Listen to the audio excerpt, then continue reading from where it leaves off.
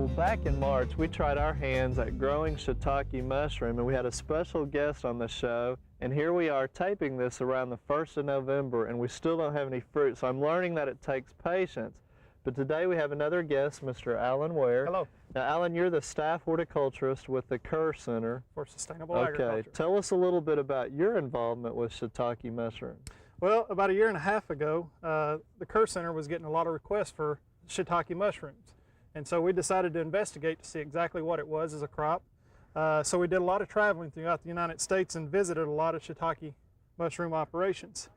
We decided to go ahead and set up a small demonstration. We've got about 1,000 logs.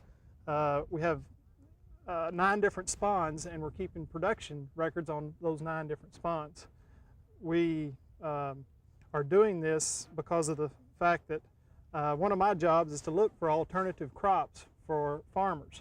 We work with a lot of small farmers, not a lot of capital output, and this crop looks very promising for someone with a small amount of capital. Now, we might comment too that your demonstration is actually in Poto. That's where the Kerr Center is located. Now, kind of recap for us a little bit. Back in March, we did a little bit different method of plugging. Why don't you tell us the differences on how to inoculate the logs? Okay.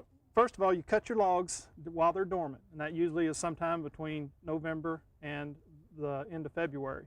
We cut our logs, take them in, we drill holes in them, 5/8 inch hole, 6 inches apart, and approximately 3 inches between rows. Then we go in, and there's 2 different methods of inoculating the logs. One, you can use a sawdust plug, which that's what you guys have used. Or you can use sawdust, just a regular sawdust spawn that comes in a bag that you put in with a tool. Okay. The only difference between the 2 is that the plug is a little bit faster, but it's a little bit more expensive. So it depends on where you want to go with it.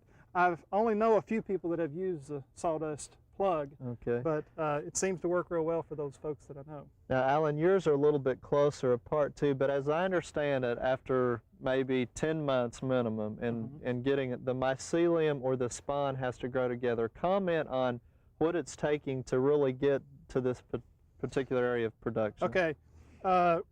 These logs were done in January of 2 years ago, and what we did is we set them for a spawn run, and they had to sit for 10 months. And during that time, what they were doing is, after they had been inoculated, they would grow from this spot and totally engulf the layer right underneath this bark through the entire log before they're ready to fruit. So they have to grow together in the entire area. Now, once that's accomplished, I understand, depending on the type of spawn, temperature, moisture, those types of things. Now, you actually have a sprinkler system, don't you, to keep them wet through the summer? That's correct. We like to keep the logs with 60% moisture in them all the time, and that means getting some water on them somehow.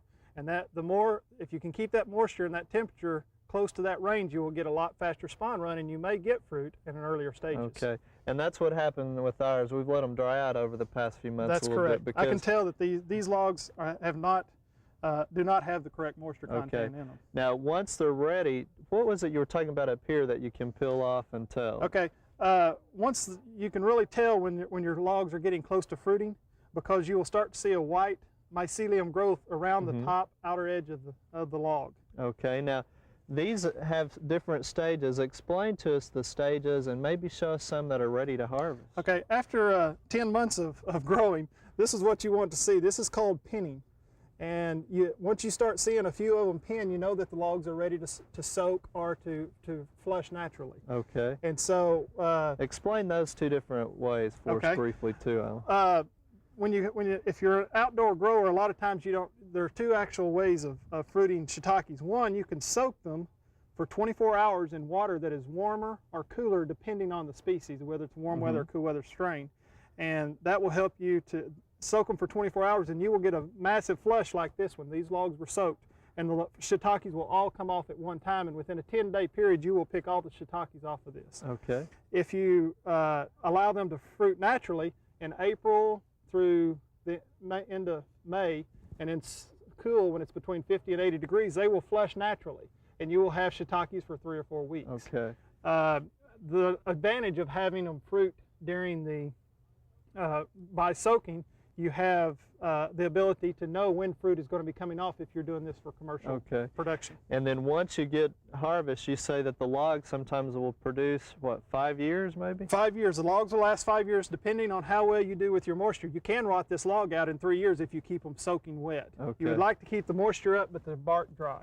All right, now which ones are ready to harvest, and show us how you would do that. Okay, you can tell that these are still quite young, although this could be ready by tomorrow. They grow very fast once they come out. What we're really looking for is a shiitake that has just a little bit of lip left on it. This is a very good commercial shiitake, and what we do is just take a regular paring knife and cut it off right at the base. Okay. And that is a very good looking shiitake.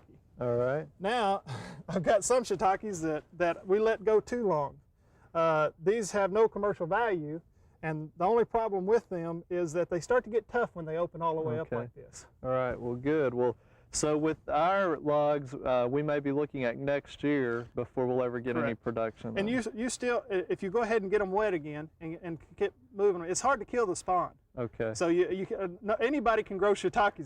That's one thing I found out. You can get them too wet or too dry, but anybody can grow shiitakes. But now that it's getting colder in December when this airs, again, we may have to wait until it warms up on us again. Yeah. Okay. The fruiting seasons are between April and the end of May, and then in September, October, and up to this point. Okay.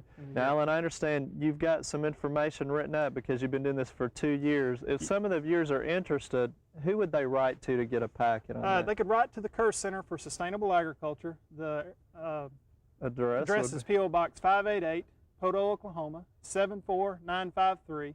Or call me at the Kerr Center and I'll be glad to help them. They're welcome to come and visit our place. Great. Well, you've given us some ideas. We still have hope, I guess.